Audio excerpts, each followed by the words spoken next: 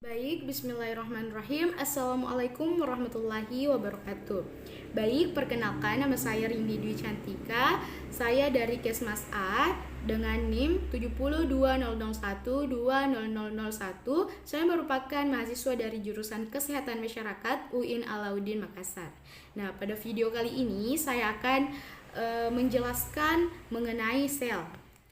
Jadi, mengenai sel.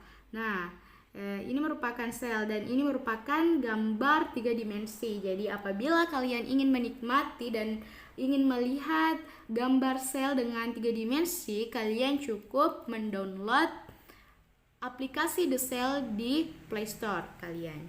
Oke? Langsung saja kita masuk ke dalam pembahasan. Sebagaimana kita ketahui, ini adalah sel. Nah, membahas mengenai sel. Sel itu terbagi menjadi dua loh teman-teman. Ada yang namanya sel prokaryotik dan ada sel eukaryotik. Nah, kira-kira dengan melihat gambar 3 dimensi ini merupakan sel apa teman-teman? Ya, of course. Ini adalah sel eukaryotik. Nah, mengapa ini termasuk eukaryotik? Karena dengan melihat gambarnya ini lebih kompleks. Nah, sedangkan sel prokaryotik itu tampilannya tidak kompleks dan tidak memiliki inti sel, sedangkan ini memiliki inti sel. Dan saya punya satu pertanyaan lagi. Nah, sebagaimana kita ketahui bahwa eukaryotik itu juga lagi terbagi menjadi dua. Ada yang namanya sel hewan dan ada sel tumbuhan. Nah, dengan melihat gambar ini merupakan sel hewan atau tumbuhan. Oke, sure. Ini adalah sel hewan karena pada gambar ini tidak memiliki dinding sel, karena pada sel tumbuhan itu dia pasti memiliki dinding sel. Baik, selanjutnya kita akan membahas mengenai organel-organel yang ada di bagian sel hewan ini. Nah, untuk organel yang pertama yakni ada yang namanya membran sel. Jadi ini namanya membran sel. Nah, membran sel memiliki fungsi utama dan dia merupakan lapisan terluar dari sel hewan. Nah, karena dia merupakan lapisan sel luar, maka dia berfungsi untuk melindungi organel-organel yang ada di dalamnya.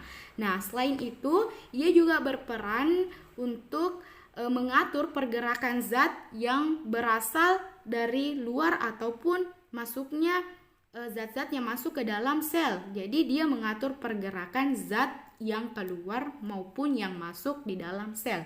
Kemudian selain itu, membran sel ini juga bertugas untuk menerima rangsangan dari luar sel.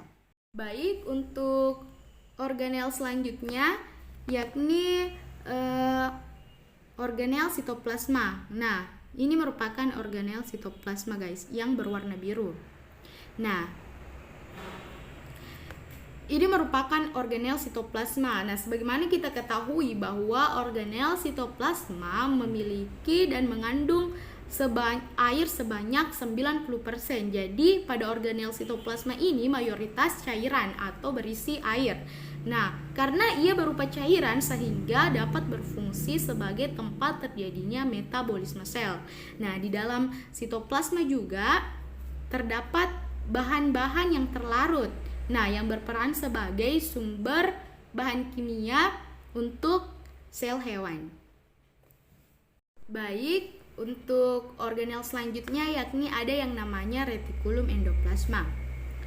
Jadi retikulum endoplasma dapat terbagi menjadi dua teman-teman. Ada yang namanya retikulum endoplasma yang kasar dan ada retikulum endoplasma yang halus. Nah, retikulum endoplasma ini juga memiliki fungsi loh teman-teman. Jadi dia berfungsi sebagai sintesis lipid atau lemak, sintesis protein. Dan dia juga dapat berfungsi untuk membersihkan sel-sel yang beracun dan dapat juga disebut dengan alat transportasi sel. Jadi ini retikulum endoplasma dapat juga disebut sebagai alat transportasi sel.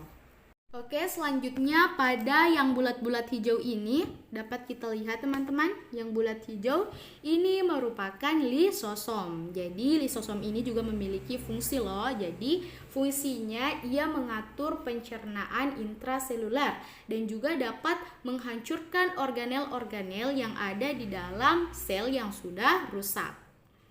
Nah, oke, selanjutnya organel selanjutnya yakni badan Golgi. Jadi ini merupakan badan Golgi yang seperti kantung-kantung yang berlipat-lipat gitu. Jadi badan Golgi juga memiliki fungsi teman-teman. Jadi dia berfungsi untuk membentuk lisosom, memproses protein serta dapat membentuk membran plasma. Baik, organel selanjutnya yakni mitokondria. Ini yang namanya mitokondria. Jadi, mitokondria memiliki fungsi utama yakni penghasil energi atau ATP. Nah, energi yang dihasilkan dalam bentuk ATP dapat digunakan untuk sel hewan. Selain itu, mitokondria juga dapat berperan dalam proses respirasi seluler. Oh iya teman-teman, saya lupa menjelaskan satu organel. Nah, di dalam membran terdapat nukleus atau inti sel. Nah, fungsi utama dari inti sel atau nukleus ini sebagai tempat penyimpanan informasi genetik, sebagai pusat kontrol segala aktivitas sel dan dapat terjadinya proses replikasi. Baik, mungkin cukup sekian penjelasan mengenai sel teman-teman. Mohon maaf jika saya ada salah-salah kata, namanya juga belajar. Oke, tidak ada salahnya kita belajar sama-sama. Oke, cukup sekian. Sebelum saya mengakhiri, saya ingin berpantun. Ada setan makan terasi. Cukup sekian dan terima kasih. Wassalamualaikum warahmatullahi wabarakatuh. And see you next time.